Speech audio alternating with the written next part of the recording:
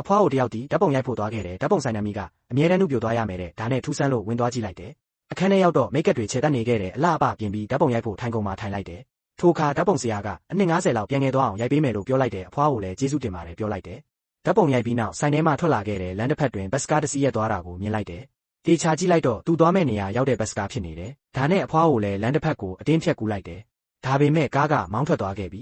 အဖွားကိုနောက်မှလိုက်နေတာကိုနောက်ကြည့်မှန်မှမြင်တော့ဒရိုက်ဘာကကားကိုရပ်ပေးလိုက်တယ်ကားပေါ်ရောက်တော့ရှေ့မှထိုင်နေတဲ့သူကအဖွားကိုရဲ့ဝတ်စားဆင်ရင်မှုကိုကြည့်ပြီးဘက်ကက်လက်သွားမလို့လဲအဝတ်စားတတ်မှတ်ချက်ရှိလို့လားလို့မေးခဲ့တယ်ဒီလိုမေးတော့အဖွားကကြောင်သွားတယ်ဒါနဲ့နောက်လက်ကြည့်လိုက်တော့သူ့ကိုကောင်းလေးတွေကစနောက်နေတာတွေ့လိုက်တယ်ဒါနဲ့သူလည်းအံ့ဩသွားတယ်ရှေ့ကလူကပါသူ့ကိုစနောက်နေတော့အဖွားရွယ်ကိုဒီလိုလုပ်เสียလားဆိုပြီးနပန်းချင်းထည့်လိုက်တယ်အဲ့ဒီနောက်ရှေ့ကလူရဲ့မျက်မှန်ထဲမှာအသက်20လောက်ပဲရှိတဲ့သူ့မျက်နှာကိုမြင်လိုက်တယ်ဒါနဲ့သူတေချာအောင်အနားကပ်ပြီးကြည့်လိုက်တယ်ထပ်ပြီးတေချာအောင်ဘေးကကားမှန်ကိုတေချာကြည့်လိုက်တယ်သူ့မျက်နှာကိုကြည့်ပြီးအယမ်းအံ့ဩသွားတယ်သူကအသက်20ရွယ်ကောင်မလေးတစ်ယောက်ဖြစ်နေခဲ့ပါပြီဒါနဲ့သူလည်းကြောက်ကြောက်လန့်လန့်နဲ့အော်လိုက်ပါတော့တယ်